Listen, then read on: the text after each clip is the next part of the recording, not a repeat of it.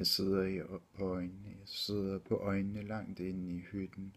Det er sjovt, så fantastisk et lille menneske du er. Jeg håber, dit hjem brænder ned, mens du står og spiller mægtig. Jeg vil snuse luften ind, dig og dit skin, der brænder ind til bobler.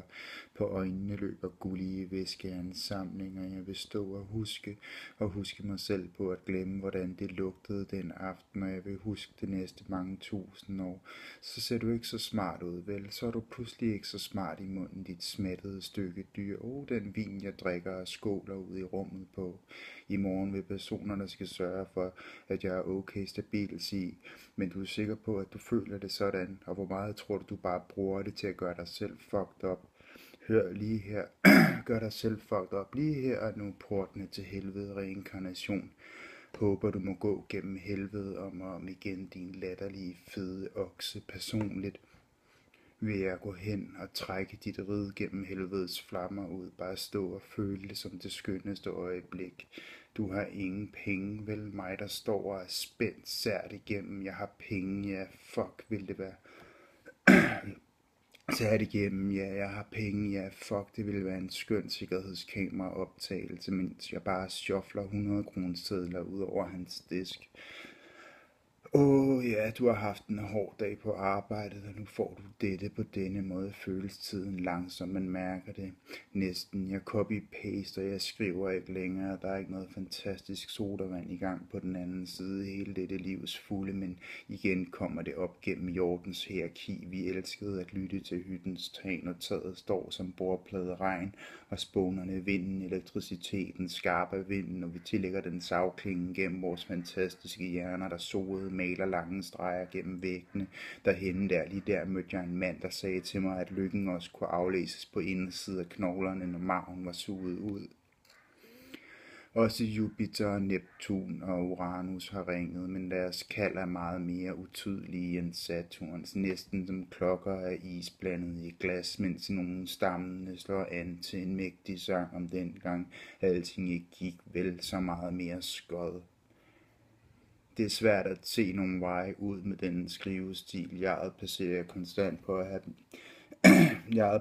konstant på at have en bestemt maske på den ironiske Facebook-statusopdateringer. Inden under masken har vi den unge, lidende digter, der gerne vil føle noget. Er det virkelig den eneste poesi i 10'erne? Er det virkelig det eneste poesi i 10'erne, jeg kan sige om den form for tilværelse? Nej, nye digtere som Denkel Dalgaard og Asta Olivia Nordenop og Rasmus Erling Nielsen og Theis Ørntoft viser, at den kan lade sig gøre at skrive om noget af den nye verden, vi befinder os i, på en måde, der kan mærkes samtidig med, at sproget bliver udfordret. Derhen ønsker de brønden i haven. Alle dyrene løber undtagen pinden gennem øjet på kvædet, den gamle brune. Vildelse og særnet af rangorden først og bagefter tøjet, hvis blå kæber i ærmerne kan animeres, men bare ikke bliver animeret nogensinde, og bøjet lå det tilbage, det sæt tøj, sæsoner gammelt, allerede dybt forelsket i en arm på en cykel, der cykler forbi et ur, der sender sine øjeblikke klippet op, helt op i ørets tromme, og andet mekanisk kan også foregå på den måde, der ligger sig i lange områder. I lange områder den gamle brune på teatralsk facon hejses glasene op som tænder i munden i det rådne rum med vandskadede tæpper hængende på væggene. På den anden side, hvor man læste noget enormt og bange, svært helt at forstå, hvor lidt det kræver af et par kæber saksen, der presser sig ind på lodningen med det skarpe som tøj på en finger, der ligger på et bord, men løftet op, mens de andre ikke er det. Danskerne sagde det år. Du er ikke velkommen, og jeg sagde, jeg ønsker ikke dette fra jer. Nej, jeg ønsker intet fra jer, men når leret består af kridt og ben, melet flyder som tørrede skygger, bladet af solen eller varme hænder.